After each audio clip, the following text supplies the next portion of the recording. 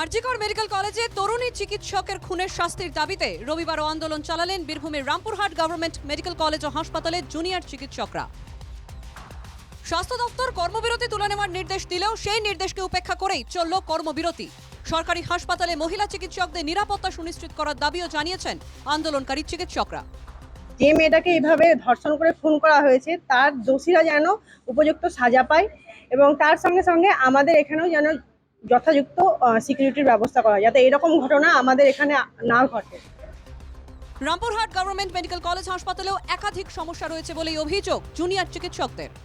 আমাদের নিজের মেডিকেল কলেজেই সার্জারি এবং মেডিসিন ডিপার্টমেন্টে মহিলাদের জন্য প্রপার কোনো অনকল রুম নেই। তারা এখানে ওয়াশরুম অব্দি ইউজ করতে পারে না। তাদেরকে হস্টেলে গিয়ে ওয়াশরুম ইউজ করার জন্য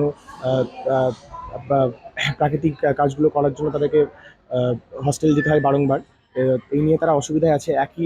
একটা রুমের ভিতর সমস্ত পুরুষ মহিলা নির্বিশেষে সমস্ত ডাক্তারকে একসঙ্গে রেস্ট নিতে হয়।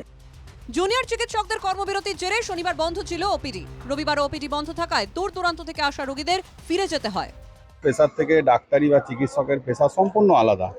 এর মতন পবিত্র পেশা আর হয় না। তাই আমি ডাক্তার ভাই বন্ধুদের আন্দোলনের সঙ্গে সহমত পোষণ করে বলছি যে আপনারা আউটডোরটা চালু করুন। প্রচুর রুগী, মুমূর্ষু রুগী, ওদের তো কোনো দোষ নেই বলুন।